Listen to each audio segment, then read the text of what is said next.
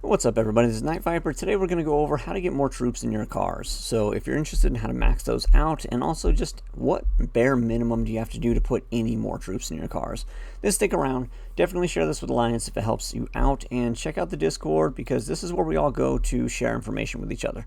With that being said, let's jump into it.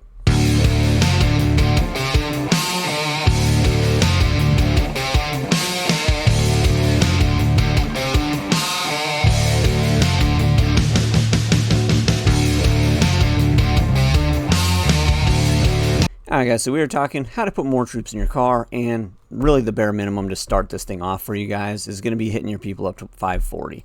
And when you first start the game, if you don't know anything about boosting your lines or even unlocking heroes, it's going to be through research. Everything that we're going to talk about today is through research.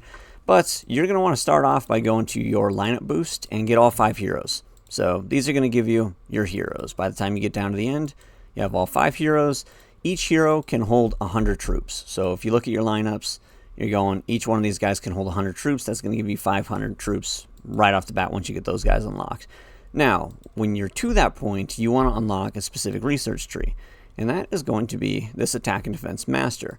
I had to look it up because I've been playing for so long, I don't remember what the initial requirements are. So I went to their wiki page. You apparently need to have your lab at level 28. So your lab facility must reach level 28 to be able to unlock that. And I also didn't know there's a completion bonus when we complete these trees. Apparently you get that as well, so that's cool. But level 28 is what you're going to need to actually unlock this so that you can start working on getting more troops. And then we're going to be getting to the end of this. Now, when you first come through here, this stuff is going to end up costing a lot of money, a lot of energy, power, the freaking points that we have up here, all kinds of stuff. So you don't want to just start blowing it and maxing things out little by little as you go. You want to do the bare minimum to get you from point A to the very end here, and that's going to give you that boost up. So if you hit the little exclamation point here on Soldier Rally, it'll tell you how many troops are able to be in the car, and this is per hero. So for example, I have 540 troops because I have 8 additional troops per hero, 5 heroes, so that's how you get your 540.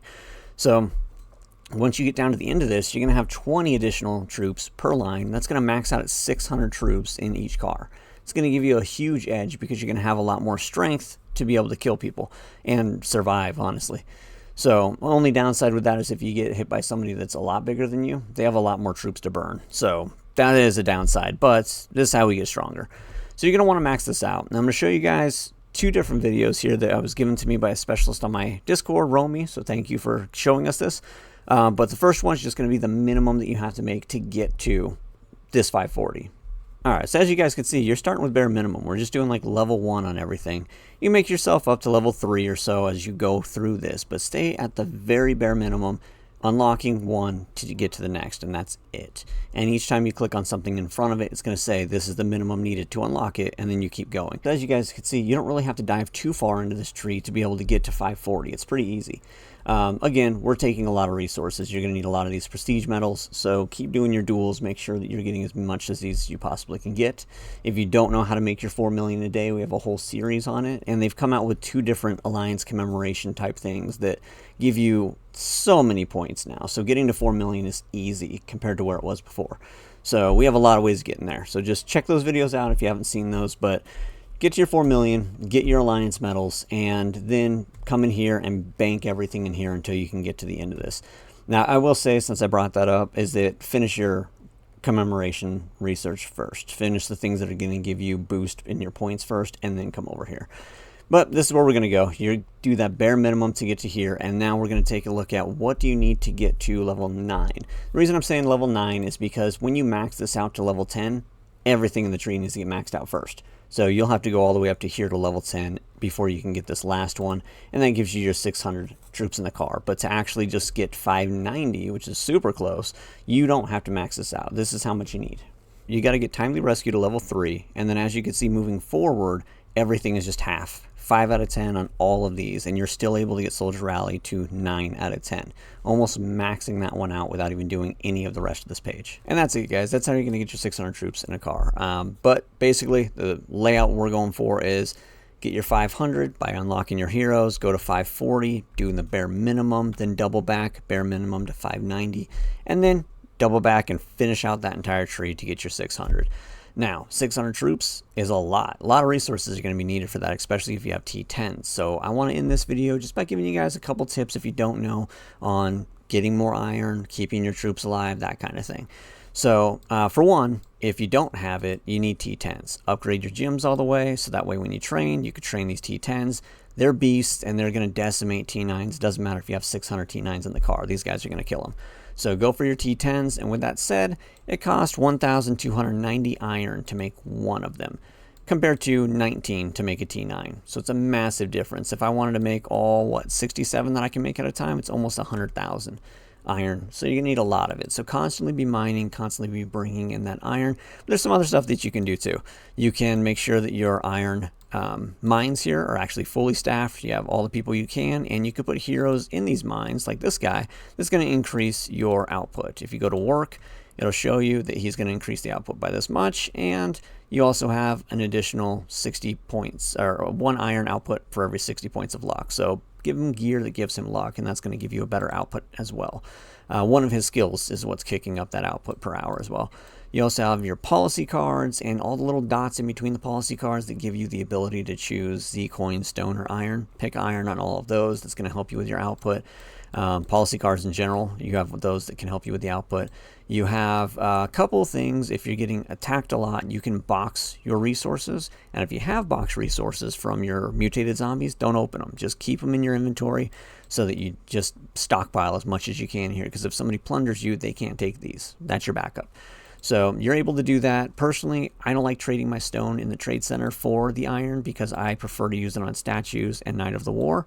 Max that out so I get the best rewards for that. But if you have to, you can trade it out. The conversion rate sucks though. So just so you know, don't get this one. This one here will just go immediately to your amount. So if I go and buy it, boom, it just upped that number.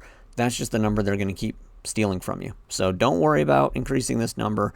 As far as saving your resources, you're going to want to box them. That's this guy. You could send them out and restock them multiple times for free, and you could just keep boxing those if you need to. That's mainly when you're early on. As you grow in this game, you're going to be setting up like your construction tents. You're going to be using random relocation to get out of there. You guys will have homeworld naps or naps with the top 6 families in the world, and hopefully you're in one of those where you guys aren't killing each other. So there are ways that you're going to be able to save your people in homeworld, but once you get into dimension, that's a whole nother thing. You're going to need to communicate with each other better. So have a Discord, have alerts set up, and that way you guys can notify each other when you're under attack. Just make a plan for it, and that way you guys can do it. I won't jump this into a survival kind of thing.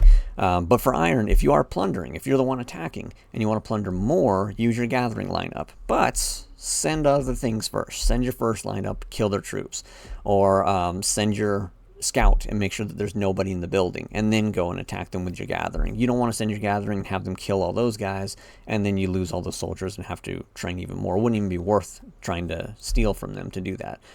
Let's see, the last thing that I'll go off of, there's a ton of different ways, like I said, in upping that iron output, and that's what you want to do. Last thing on the iron output is going to be your artifacts. This is new, but you can actually get not good artifacts, but let's say you're slacking on the artifact area and you don't have a lot of them. These green ones here will give you additional iron output as well. Feel like throwing that in case you don't have any other ones. Go on that and you can get the iron output on top of that. Hey guys, my last tip on this is going to be about your infirmary, because it is a lot better to keep your people alive than to spend all the resources training new ones. And it's obviously, but to do that, you need to invest in your infirmary. And what I mean by that is upgrade it all the way. Basically it's increasing treatment speed, it's increasing infirmary capacity. You're gonna upgrade it. Get Helen. She is worth the investment because she automatically makes meds. Get Nate because he's collecting the herbs that it's going to take to make the meds. He's getting these guys, she's making the meds, and you're completely stockpiled on that. You want your infirmary empty at all times as much as possible. And the reason, because your infirmary capacity here, if any of your soldiers are grievously wounded, they come in here. But if this maxes out, every grievously wounded soldier is then killed. So she is definitely somebody that I would invest in and building up your infirmary, including policy cards that are going to increase the infirmary capacity. You also have research that you can do on that.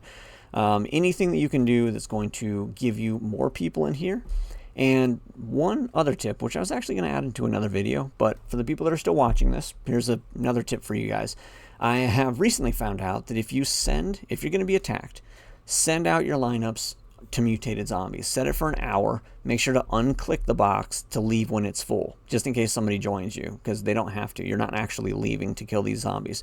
But what it's doing is it's tricking the game to think that you're actually out of the fortress because your car is ready to go for the zombies, so it's not being counted anymore.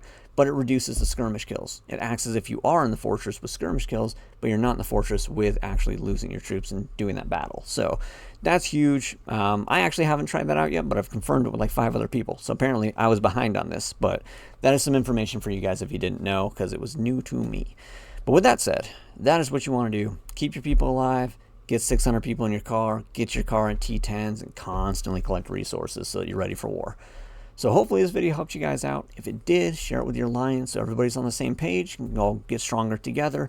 Join the Discord or come over there, ask any questions that you have, or give tips if I've missed things, because this is such a broad topic. I didn't want to throw an hour-long video at you guys. So this is where we're at right now. So if you have other cool stuff to tell people, then let us know. And with that said, thank you for watching, guys. I will catch you on the next one.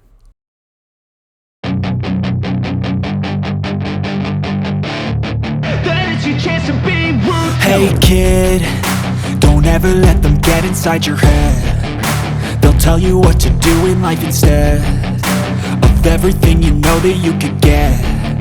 Don't let them guide your life towards regret. I'll fight for what I love with every breath. My past